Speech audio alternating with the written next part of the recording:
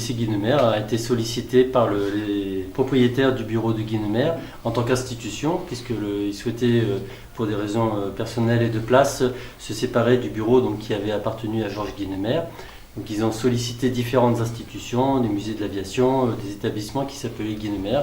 Et comme on est l'établissement qui a répondu le plus tôt à la demande, on a pu acquérir ce bureau au quart de sa valeur en fait, puisqu'il nous le cédait pour une somme modique par rapport à la valeur du bureau. Donc on a accepté de le prendre et ça a été voté et validé par le conseil d'administration du lycée.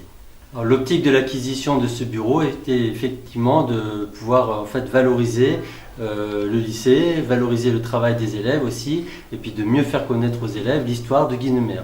Donc j'ai sollicité les enseignants qui ont répondu très favorablement en fait, à la possibilité d'un travail par les élèves sur l'histoire de Guynemer et l'histoire du lycée, ce qui a valu en fait la frise qui, dans cette salle maintenant que l'on va baptiser salle Guynemer, du coup avec le bureau de Guynemer qui valorise aussi le travail de l'histoire du lycée, mais le travail aussi des élèves petit à petit.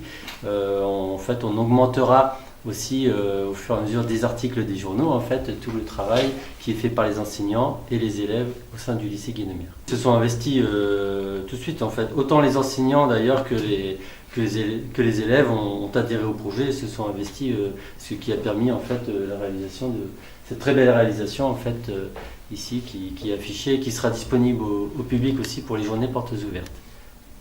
Je suis élève au lycée Guynemer en 3e prépa pro. Georges Guynemer était un grand aviateur à la Première Guerre mondiale et il a gagné de nombreuses victoires. Il est devenu pilote à Bayonne. Il a été officier de la Légion d'honneur le 24 décembre 1915. Il a remporté une 50aine de victoires dans sa vie en combat aérien. C'était quelqu'un qui était très courageux au combat.